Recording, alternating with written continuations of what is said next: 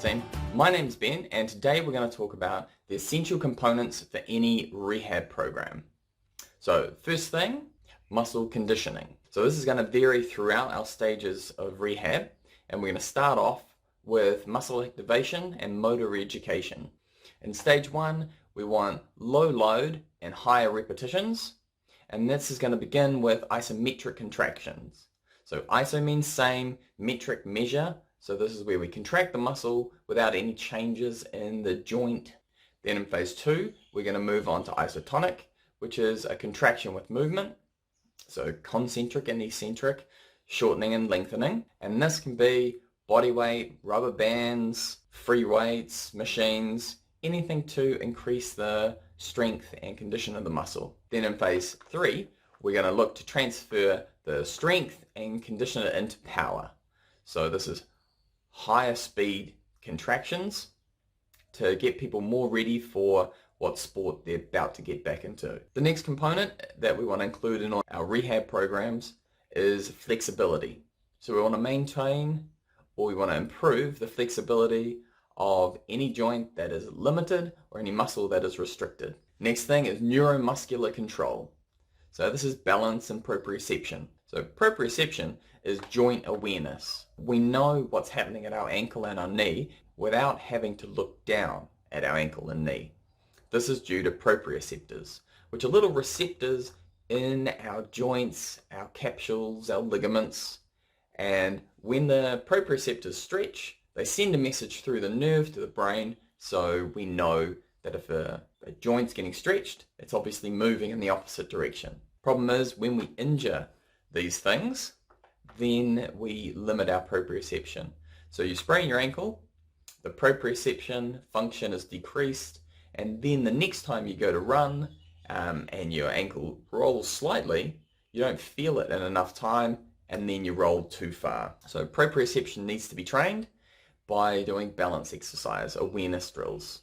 So if it's the ankle, standing on one leg and progressing through to unstable surfaces like a wobble board or a Duradisc, adding distraction, so standing on one leg, passing and catching a ball, bending, lifting, reaching, things like that. Functional exercise.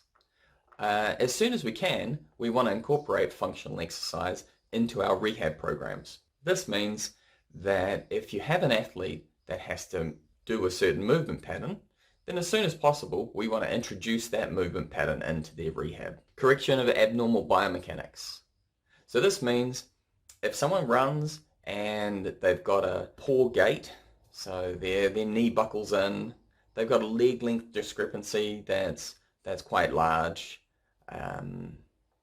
When they land, they can't control their knee over their middle toe, then these things could cause a problem and could lead to injury. We want to look at addressing these things by stretching tight muscles, strengthening weak muscles, and getting more awareness of correct movement patterns.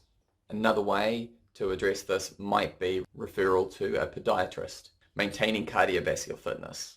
So just because your athlete's injured doesn't mean they get to sit on the couch, watch The Simpsons and eat donuts. We want to find other ways to maintain their cardiovascular fitness while they're injured. If they've hurt their elbow, potentially they can still run. If they've hurt their foot, depending on what the injury is, they may still be able to cycle, or they may have to do the rower, the cross trainer, get into the pool, swim, aqua jogging, upper body, erg. So all these things are options. We want to make sure we maintain as much cardiovascular fitness as possible, so when their injury is healed, they're not on the back foot when it comes to their cardio. And if someone is doing a cycle session because they've hurt their shoulder, then it's not sitting down, reading the Woman's Weekly and eating M&Ms. If they're due to do a high intensity interval training session, then repeat that on the bike or in the pool so that we still get that high intensity cardiovascular response. And sports skills.